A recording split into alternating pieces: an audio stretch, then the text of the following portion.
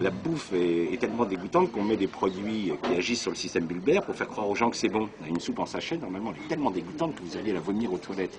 Mais comme on a mis du glutamate, qui est un appétant qui agit sur le système bulbaire, puis tiens, elle est bonne la soupe machin, puis vous en rachetez.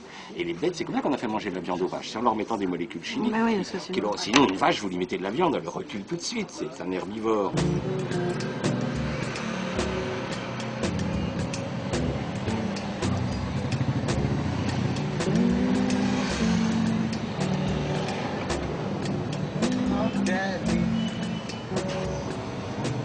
J'ai fini mes études, moi, de zoologie, biochimie à l'université. Je suis rentré à l'agro. Et là, à l'agro, j'étais horrifié, quoi. Là, on nous apprenait à mettre de la viande dans la nourriture des vaches, à rendre les vaches carnassières. On entassait les porcs se mangent la queue, on coupe la queue des porcs. On entasse, ils se mangent les oreilles, on coupe les oreilles des porcs. On entasse, ils continuent à se manger les jambons, donc on leur arrache les dents. Et quand je voyais ça, ils nous projetaient les films avec des caméras vidéo, des prises de la nuit, où on voyait les porcs se dévorer. Je dis, les hommes sont devenus fous, quoi. Ils donnent de la viande aux vaches, ils laissent les porcs se dévorer, enfin ils les entassent à des niveaux invraisemblables. Les femelles, on est obligé de les entraver, sinon elles dévorent leurs petits, parce qu'elles sont à des niveaux de densité qui est insupportable. Les poulets, on est obligé de leur couper le bec supérieur, sinon ils se déchirent la peau. Il y a même eu des ingénieurs qui ont créé des races de poulets sans plumes, parce qu'ils avaient calculé qu'il y avait des pertes d'azote avec les plumes, que ça consommait de l'azote et de la potasse, donc ils ont fait des variétés de poulets sans plumes, puis ils se sont rendus compte que les poulets sans plumes, ils avaient froid, il fallait chauffer les bâtiments, et que ça coûtait plus cher que l'azote, donc finalement ils ont remis les plumes sur les poulets. Donc si vous voulez, on voyait des trucs complètement fous, quoi. Des gars qui fabriquaient des tomates carrées pour mieux les ranger dans des caisses. Ils ont essayé de faire des œufs carrés, ils n'y sont pas arrivés parce que l'œuf est très embêtant, parce que l'œuf est dans une enveloppe qu'on appelle hyperboloïde de compensation qui prend beaucoup de place. Et on aimerait bien que les poules pondent des œufs carrés, ce serait quand même plus pratique à ranger, mais là ils n'y sont pas arrivés. Mais je voyais dans cette agronomie le délire, quoi. C'était des hommes fous. Et donc en sortant, tout de suite, avant la fin des études, je me suis dit non mais là ils ne savaient plus. Et donc il se trouvait qu'il y avait une formation encore à l'époque en microbiologie des sols. Il faut repartir là-bas parce qu'il faut repartir au sol. Et quand je suis arrivé en troisième année en microbiologie des sols, j'étais le seul. Donc j'ai eu une année de cours particuliers, ce qui est quand même intéressant. J'ai eu des profs uniquement pour moi. Et depuis, la chaire de microbiologie a été supprimée. Elle a été supprimée en 86, c'est-à-dire que depuis 20 ans, il y a 150 ingénieurs agronomes qui sortent en France, qui ne savent pas ce que c'est que la biologie du sol. Ils ne savent pas comment fonctionnent les microbes, rien. Ce qui est quand même, quand vous y réfléchissez, absolument incroyable. Et toutes les chaires de microbiologie des sols ont été supprimées dans le monde. Toutes les chaires de microbiologie des sols agricoles ont été supprimées de telle sorte que les ingénieurs agronomes ne savent même pas que le sol est vivant.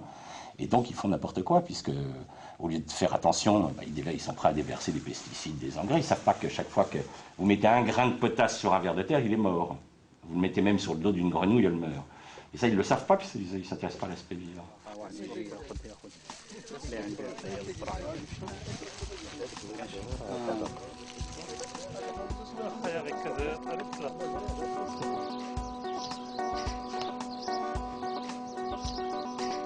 Et je me suis aperçu que le Limousin fabriquait plus que 8% de son alimentation, que la Franche-Comté c'était 1%, la Corse 0%. La souveraineté alimentaire en France, elle est complètement inexistante et qu'en cas de graves catastrophes climatiques, sanitaires, énergétiques, on est incapable d'approvisionner la France. Et puis il y a des solutions. Il y a des solutions, la restauration de périmètres de souveraineté alimentaire, en agrobiologie bien sûr, avoir plusieurs métiers, être paysan, informaticien, électricien, mais de toute façon il y aura cette dimension agricole en chacun de nous et c'est ça qu'il va falloir restaurer. Il y a eu cette déconnexion justement entre l'intellectuel et puis le manuel et le paysan de demain sera à la fois intellectuel et à la fois manuel. L'homme de demain sera tout ça. La relocalisation de l'économie, elle est absolument fondamentale. Il est fondamental qu'un individu puisse trouver sa nourriture sur son territoire. Il pourrait y avoir une multitude de petites fermes à taille humaine, où l'humain se sent que c'est à sa mesure.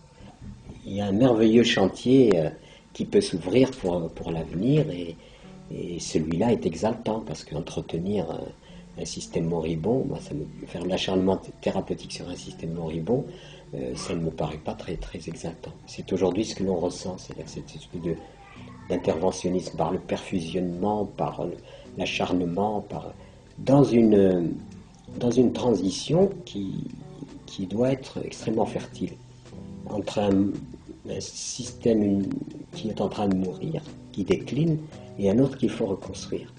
Et donc nous avons cette transition, et c'est dans cette transition que l'imagination et les utopies doivent fleurir.